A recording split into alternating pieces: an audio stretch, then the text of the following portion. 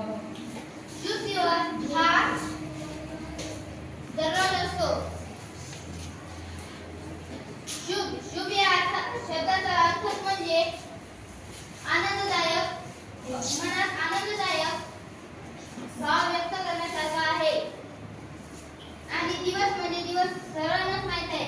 शुभ दिवस या शब्दाचा अर्थ म्हणजे मोठा भव्य होऊ शकतो. एवढे बरोबर. ठीक आहे. बघा या ठिकाणी एक ॲक्टिव्हिटीज दिली होती. 4 मुळाक्षर सांगा. एकाने क सांगितला, एकाने म सांगितला, एकाने ल सांगितला, एकाने ग सांगितला. आणि याच्यातून आपण एक अर्थपूर्ण शब्द तयार करायला लावला. त्यावेळेस त्याच्यातून काय शब्द तयार केला तुम्ही?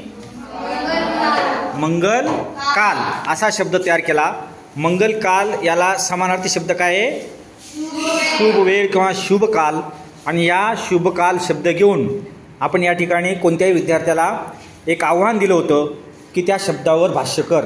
या ठिकाणी उभा राहा. काय तुझं नाव?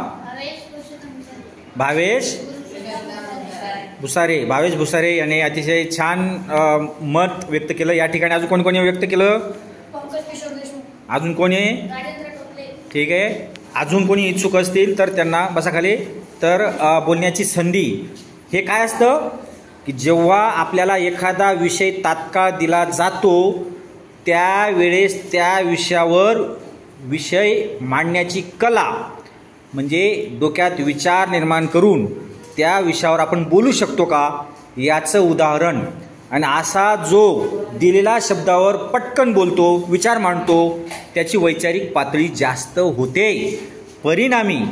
परिणामी तो वक्ता होऊ शकतो, परिणामी तो विचारवंत होऊ शकतो आणि अनेक व्यक्तींना तो मार्गदर्शनसुद्धा करू शकतो. म्हणून या ठिकाणी असे अनेक शब्द किंवा एका शब्दावर देखील जसं कीर्तनकार महाराज एका शब्दावरती 3 तास कीर्तन करतो तसं तुम्ही देखील तुम्हाला दिलेलं आव्हान तुम्ही पेलवलं पाहिजे. या ठिकाणी अतिशय छान प्रतिक्रिया नोंदवली त्याबद्दल तुमचे धन्यवाद. क्लॅप दिलीच पाहिजे. धन्यवाद. क्लॅप्स गो. धन्यवाद. धन्यवाद. धन्यवाद. ओके.